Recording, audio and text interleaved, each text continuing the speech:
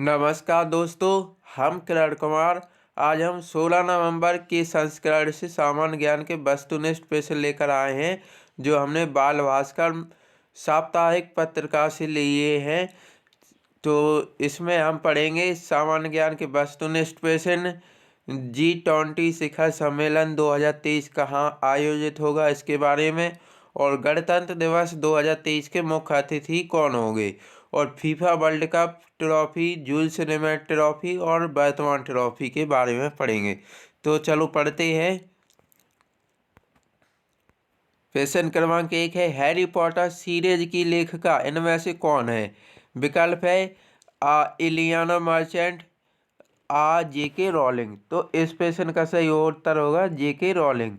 Harry Potter एक web series मतलब film है, जो हॉलीवुड की फिल्म है। तो इसके लेखिका कौन है? जेके रॉलिंग। और अगला प्रश्न है, देवधर ट्रॉफी का संबंध किस खेल से है? विकल्प है क्रिकेट, टेनिस। तो इस प्रश्न का सही उत्तर होगा क्रिकेट। देवधर ट्रॉफी जो होती है वो क्रिकेट खेल के क्षेत्र में दी जाती है, और दिलीप ट्रॉफी भी है तो भी वह भी क्रिकेट के क्षेत्र में दी जाती है। अब हम अगला प्रश्न देखते हैं। अगला प्रश्न क्या है? प्रश्न क्रमांक 3 है, ज्ञानपीठ पुरस्कार किस क्षेत्र में दिया जाता है? विकल्प है खेल के क्षेत्र में, साहित्य के क्षेत्र में। तो इस प्रश्न का सही उत्तर होगा साहित्य के क्षेत्र में। लिटरेचर के फील्ड में अर्थात साहित्य के क्षेत्र में ज्ञानपीठ पुरस्कार दिया जाता है। प्रश्न क्रमांक 4 है, पृथ्वी के अलावा किस ग्रह पर जीवन की संभावना व्यक्त की जाती है? विकल्प है शनि ग्रह पर, मंगल ग्रह पर। तो इस प्रश्न का सही उत्तर है मंगल ग्रह पर। अभी तक खोजों के अनुसार मंगल ग्रह पर संभावना व्यक्त की जाती है, जीवन की संभावना। और अभी तक एकमात्र जीवन जिस पर है तो वह ग्रह है पृथ्वी, जो हमारी पृथ्वी है अर्थ ग्रह। तो उस पर अभी जीवन संभव है, लेकिन संभावना व्यक्त किस पर की जा रही है? मंगल ग्रह पर। अब हम अगला प्रश्न देखते हैं। प्रश्न क्रमांक 5 है, भारतीय सिनेमा का जनक किसे कहा जाता है? विकल्प है दादा साहब फाल्के, राम कुमार संतोषी। तो इस प्रश्न का सही उत्तर होगा दादा साहब फाल्के। दादा साहब फाल्के को भारतीय सिनेमा का जनक कहा जाता है, जो फिल्मों के जनक है, father of Indian film. Indian film के जनक किसे कहा जाता है? दादा साहब फाल्के। अगला प्रश्न है, गोदान किसकी कृति है? विकल्प है प्रेमचंद, रविंद्रनाथ टैगोर। तो इस प्रश्न का सही उत्तर है प्रेमचंद। प्रेमचंद जिसके गोदान एक कृति है, गोदान एक उपन्यास है, जो किसने लिखा है? प्रेमचंद जी ने। और बात करें रविंद्रनाथ टैगोर जी की, तो इनकी कृति है गीतांजलि। गीतांजलि, जिसके लिए 1912-13 में इन्हें नोबेल पुरस्कार दिया गया था। जो ये रविंद्रनाथ टैगोर है तो यह पहले एशियाई और पहले भारतीय व्यक्ति है जिन्हें पहली बार नोबेल पुरस्कार दिया गया था।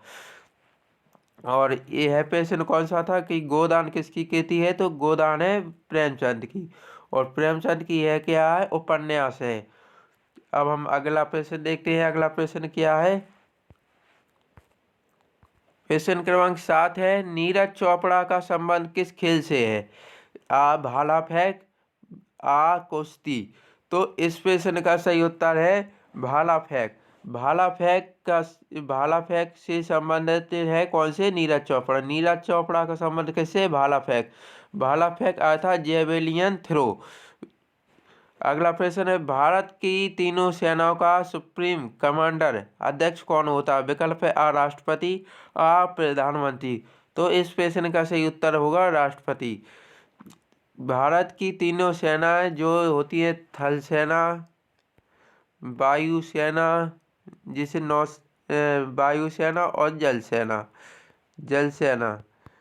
तो इन तीनों सेनाओं का कमांडर, सुप्रीम कमांडर अर्थात अध्यक्ष कौन होता है? तो राष्ट्रपति होता है। और ये इन तीनों सेनाओं का एक और पद सृजित किया है, जिसे CDS बोला जाता है, CDS। तो चीफ ऑफ डिफेंस, तो यह पहले डिफेंस कौन थे? पहले डिफेंस थे, पहले डिफेंस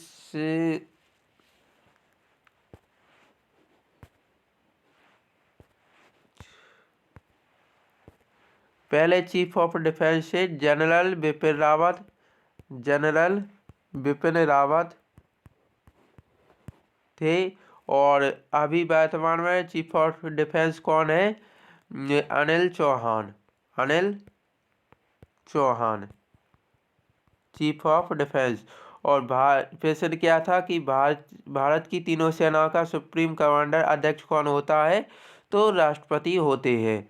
अब हम आगे देखते हैं, G20 शिखर सम्मेलन के बारे में पढ़ेंगे, और जो गणतंत्र दिवस पर हमारे देश के मुख्य अतिथि है, तो उनके बारे में पढ़ेंगे। G20 शिखर सम्मेलन, G20 के 2023 में होने वाले शिखर सम्मेलन की मेजबानी भारत करेगा। G20 ये प्रश्न बन सकता है कि G20 के 2023 के होने वाले शिखर सम्मेलन की मेजबानी कौन करेगा? तो इसकी मेजबानी हमारा भारत देश, इंडिया करेगा।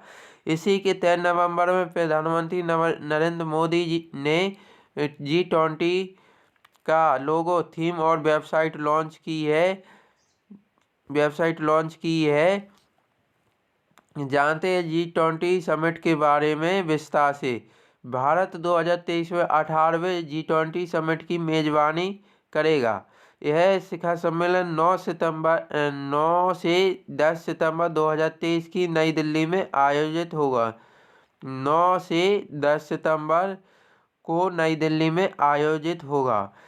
17वां G20 राष्ट्राध्यक्ष का शिखर सम्मेलन 15 से 16 नवंबर को बाली, इंडोनेशिया में आयोजित किया गया था। इस बार की थीम थी रिकवर टुगेदर, रिकवर स्ट्रॉन्गर। प्रधानमंत्री नरेंद्र मोदी इस सम्मेलन में शामिल होने गए थे। जो 17वां G20 शिखर सम्मेलन हुआ था, कहाँ हुआ था? बाली, इंडोनेशिया में हुआ था। तो इसमें हमारे देश के प्रधानमंत्री नरेंद्र मोदी जी शामिल होने गए थे। आगे देखते हैं, इसी सम्मेलन में भारत को G20 की अध्यक्षता, प्रेसिडेंसी का भार भी दिया गया है। भारत 1 साल के लिए G20 शिखर सम्मेलन की अध्यक्षता करेगा 2023 में। G20 का लोगो, यहाँ पर G20 का लोगो दिया गया है, ये आप चित्र में देख सकते हैं। G20 का लोगो भारत के झंडे से प्रेरित है। इस लोगो में भारत के राष्ट्रीय फूल कमल को पृथ्वी के साथ दर्शाया गया है, जो चुनौतियों के बीच विकास को दर्शाता है। और इस वर्ष की थीम क्या है? भारत की प्रेसिडेंसी में होने वाले 2023 के G20 इवेंट की थीम वसुधैव कुटुंबकम या एक पृथ्वी एक कुटुंब एक भविष्य रखी गई है। अब हम आगे देखते हैं, आगे क्या है?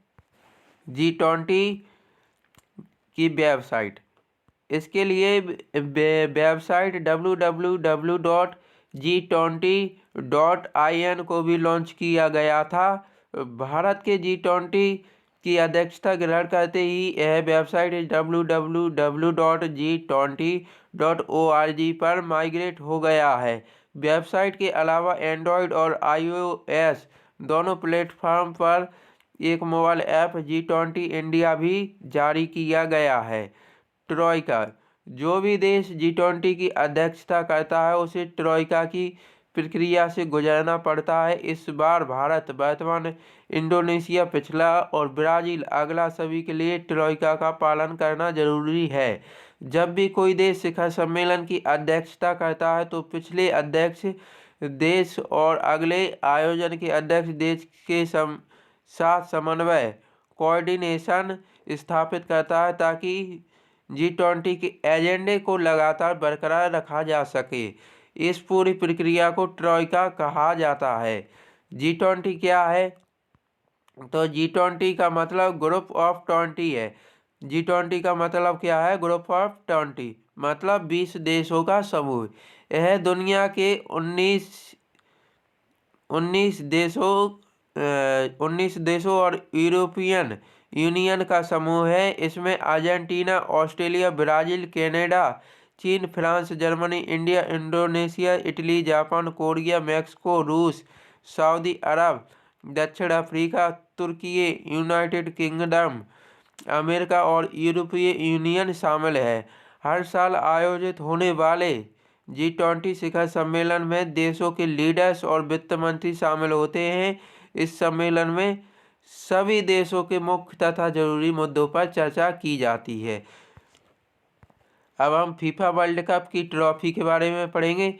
फीफा विश्व कप कतर में 20 नवंबर से खेला जा रहा है।